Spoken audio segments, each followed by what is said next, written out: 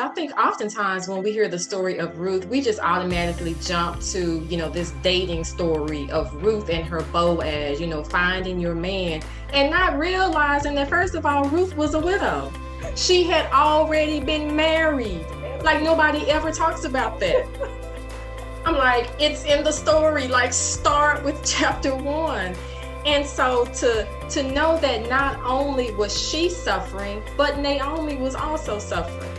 So Naomi's husband died. 2 sons died. And so here we are in a biblical time when women were not able to assert their own agency.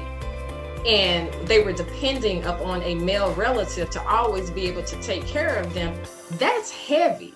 When you lose your access to the resource, to your well-being, that is a heavy moment. And you have to stop and be present in the moment and think about what that grief was like for them, what it was like for Naomi, what it was also like for Ruth, because Ruth, a young woman losing her husband as well, she and her mother-in-law both are grieving, and we never talk about that grief.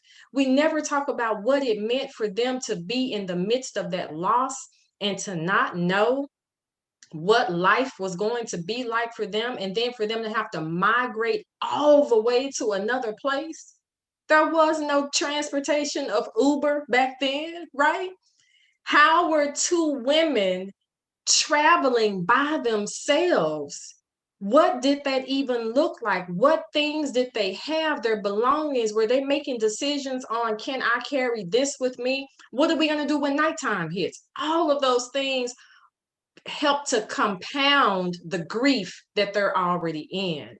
And so that's why I focus a lot on the life of them and the things that were happening for them, because I think those are the kinds of things that are real for us and that we can resonate with and think about, wait a minute, if they went through that and had to sit with that, then we can learn from those lessons and realize that the things that we are facing, somebody else has already faced those too. And God made a way for them, and God can surely make a way for us too.